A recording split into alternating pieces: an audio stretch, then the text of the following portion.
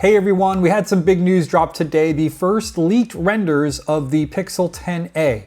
So I wanted to make a quick video and go over everything we learned from these renders and also talk about what we know so far about the Pixel 10a and so we can see how this phone is shaping up. We're very early on here in the leak cycle for this phone, so a lot of these leaks could possibly be incorrect and a lot could change between now and when the phone actually launches. But it's still exciting to think about the things that we could possibly see with this phone, considering there were some significant and maybe even controversial changes for the Pixel 10 series, and seeing those carry over to the Pixel 10a series is certainly interesting.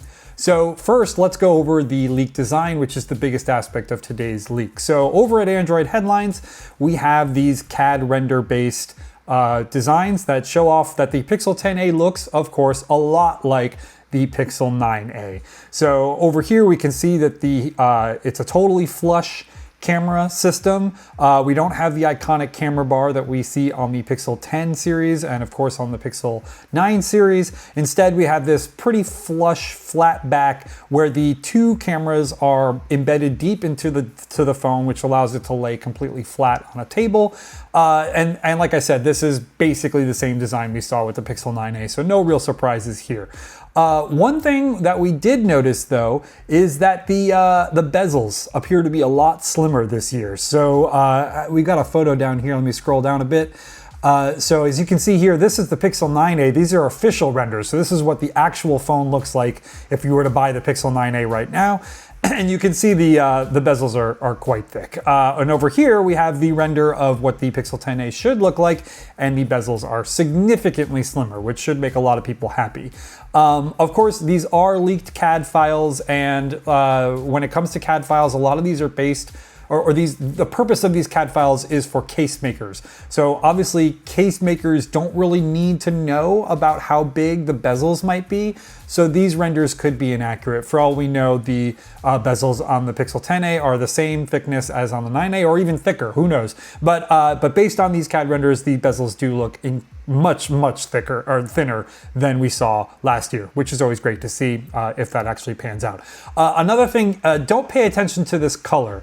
This looks like the indigo color that we saw on the Pixel 10 series, which looks great. I love it. I think it looks like an amazing color. But once again, CAD files are supposed to be for case makers, and so the case makers don't really need to know the actual colors of the phone. So this color may not actually pan out to be true. One of the most controversial things that we saw with the Pixel 10 series was the removal of the SIM card slot here in the United States. So you can see here that the bottom of the Pixel 10a looks a lot like what we saw on the Pixel 10 series. So there's no SIM card slot down here.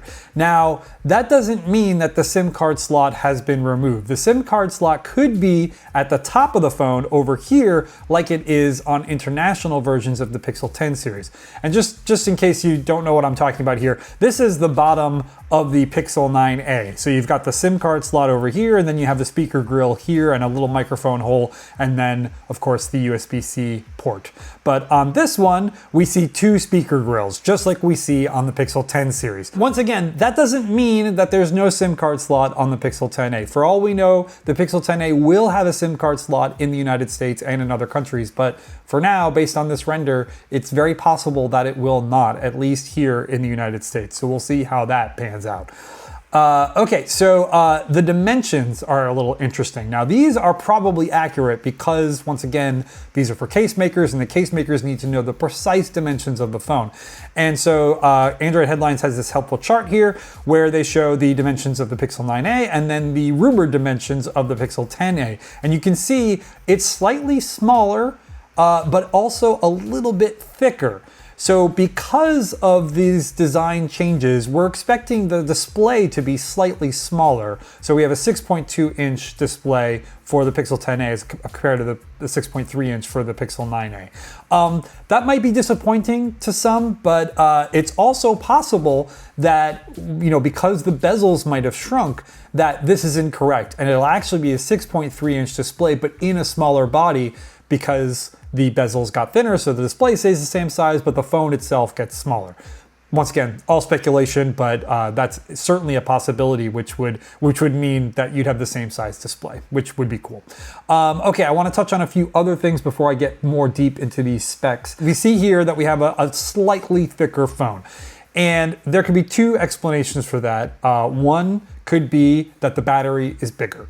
One of the best things about the Pixel 9a, as far as reviewers and our own review at Android Authority and many other people said that the battery life was incredible. It was some of the best battery life we'd ever seen on a Pixel, which was due to a variety of factors, but one of the main factors was that it had, at the time, the biggest battery we had ever seen in a Pixel, which has now been trumped by the Pixel 10 Pro XL, which now has the biggest battery. But considering the lower grade specs, the lower grade display specs, and all that stuff that you would get with the Pixel 10a, this size battery, 5,100 milliamp hours, would be really, really good. So it's possible that Google saw this positive feedback and said, okay, we need to make sure that we go even harder for the Pixel 10a and up the battery life even more. So it's possible that that extra thickness of the phone might mean that the battery is going to get a little bigger as well. It's also possible that that extra thickness is due to Pixel Snap. So for those of you who don't know, Pixel Snap is basically the MagSafe of the Pixel line. It was debuted in the Pixel 10 series. Every single phone in the Pixel 10 series got Pixel Snap. So it is possible that the Pixel 10a could also get Pixel Snap, which would of course account for that slightly thicker body of the phone. It also is possible that it's both. It's possible that there is a slightly bigger battery and Pixel Snap, and that's why the phone's thicker. But obviously we don't know. I sincerely hope that Google saw the positive feedback that it got from Pixel Snap. I think everyone loves Pixel Snap. I mean, at least as far as I can tell from running my own channel, which focuses a lot on Pixel, and from reading things on Android Authority and comments from you guys on our social media and all that, it seems like everybody likes Pixel Snap. So I'm hoping that Google says, yeah, we should keep Pixel Snap and we should make sure we include it with the Pixel 10a. So once again, that might be why the phone is slightly thicker. Okay, so just looking at the other specs, a lot of these other specs are pretty much the same. Same basic display, 8 gigabytes of RAM, 128 gigabytes of storage, or 256 if you want to upgrade. Same cameras, no changes there. Considering a lot of the cameras in the Pixel 9a are present in the Pixel 10 Pro Fold, I really can't imagine Google is going to upgrade the cameras for the Pixel 10a, because that would sort of make the Pixel 10 Pro Fold look even worse than it already is as far as camera specs. So I can't really imagine they're doing that. So shouldn't expect too many differences there.